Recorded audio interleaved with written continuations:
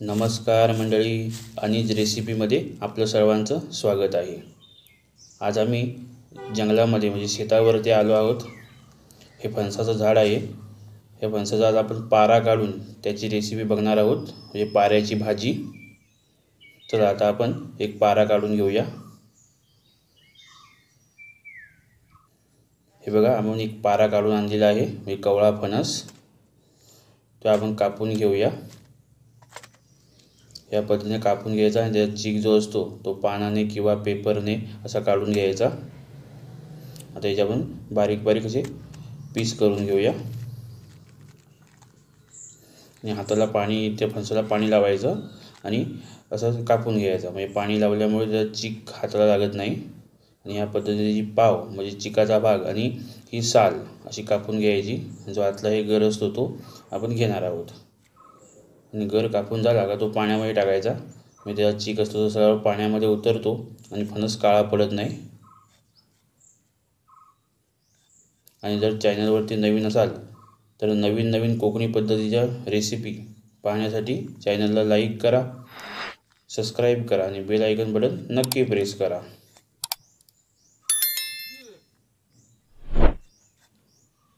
हे बघा, आपला फणस कापून झालेला आहे।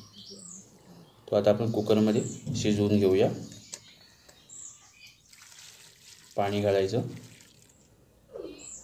त्यानंतर 1 चमचा मीठ आणि 1 चमचा तेल, म्हणजे फणस चांगला शिजला जातो तेल घातल्यामुळं। त्याला आपण चुलीवरती 2 शिट्या करून घेणार आहोत। आता हे आपले 2 शिट्या झाल्यात, कुकर आपण बाजूला करून घेऊया। आता हे आपण गोलमा आणि सुकट म्हणजे सोडे घेतलेले आहेत, 1-1 वाटी साफ करून घेतलेले आहेत, ते भाजून घेऊया। खरपूस असे भाजून घ्यायचे। हे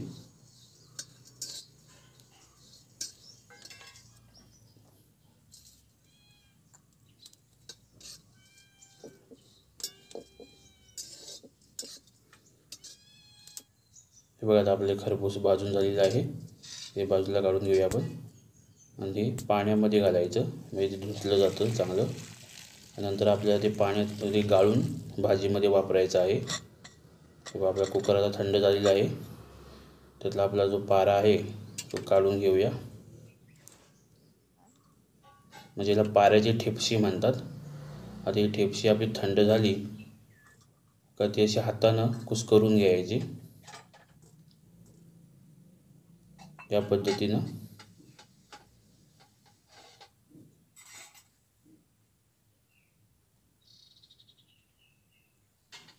आता हे आपले ठेपशे हातानं कुस्करून झालेले आहेत। आता आपण फोडणीची तयारी करूया। कढई गरम झाली, कढईमध्ये तेल घेतलेलं आहे आपण, त्यामध्ये मोहरी घातलेली आहे, कढीपत्ता आणि लांब लांब चिरलेला असा कांदा। तो कांदा तर चांगला परतून घ्यायचा।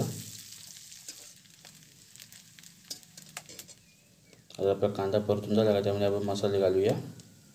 एक कांदा लसूण मसाला, मिरची पावडर आणि हळद पावडर।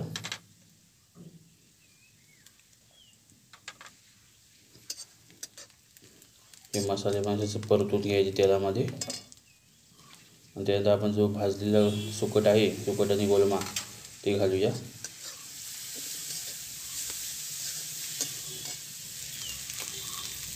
त्यामध्ये आता फणस घालूया आपण।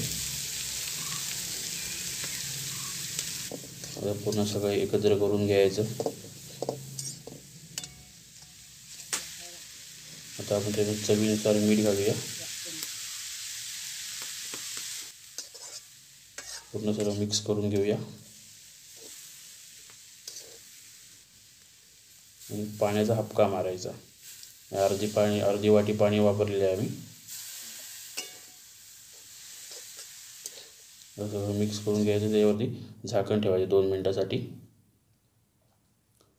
आता आपले 2 मिनिटं झालेली आहेत। आता आपली भाजी तयार झालेली आहे। वरून कोथिंबीर घालायची।